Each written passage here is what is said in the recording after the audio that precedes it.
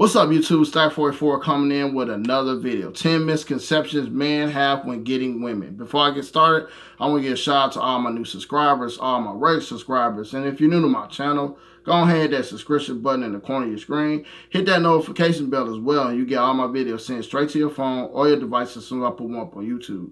But let's get right into this video. 10 misconceptions a man have when getting a woman. The other day I did a video on the opposite way of 10 misconceptions women have when trying to lock down a man or getting a man. But I feel like the man need to have a say in this as well, or what do we think, or what we overly value, thinking that we can lock down a woman with these attributes we have. And let's just be honest, you know, everybody's different. Everybody's bait is different. Every woman like a man a certain way.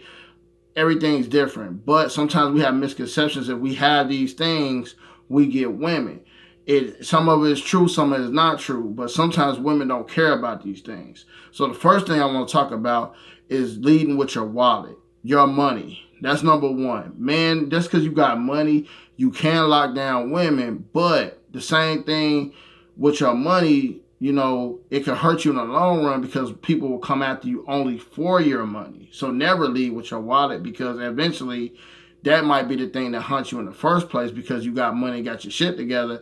Then you're going to start wondering who's loving me for me or who's loving me for my money. So never lead with your wallet. It's a misconception that you can get all the women in the world because of your money. But you probably can, but it's just going to be a business transaction. And it's a difference between lustful sex and a business sex transaction as well.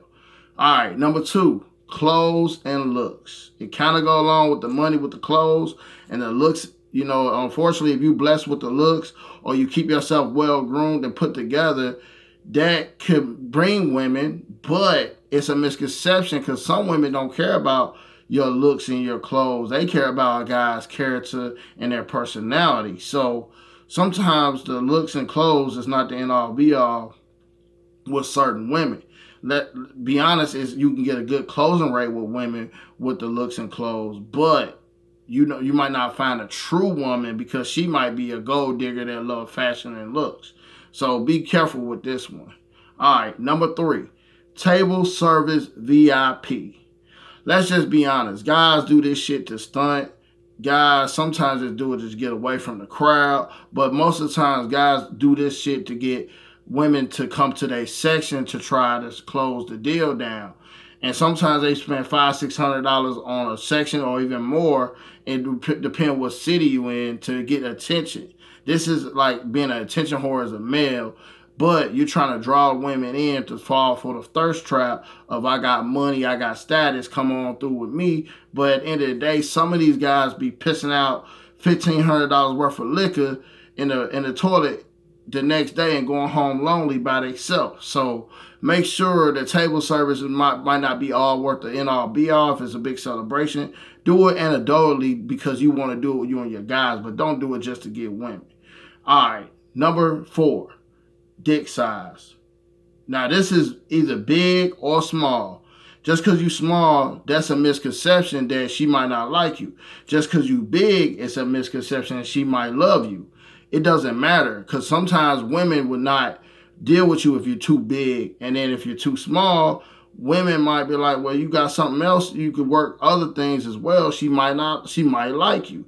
So don't be insecure about whatever your size is, gentlemen, because at the end of the day, it's a misconception. You just have to get in a woman's mind before you get to her body. So make sure you work on that before you do anything.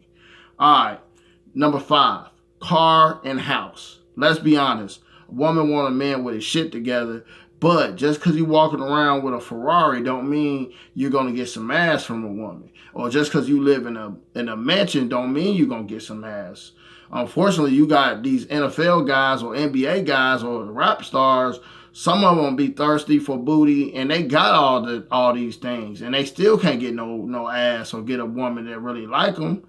Just look around. There's some guys, I ain't gonna call their names out, but guys still ain't getting it all like they should, because it's in everybody news that they're tricking or they're paying for it. They're not getting no natural love. So at the end of the day, the car and the house is something that is good to have, but it's not the end all be all. It's a misconception that you're gonna get a lot of women because you have those nice things.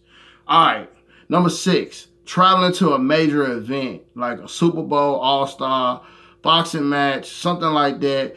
Yes, it is people that's coming in from all types of cities, and it's an easy time to get a closing rate.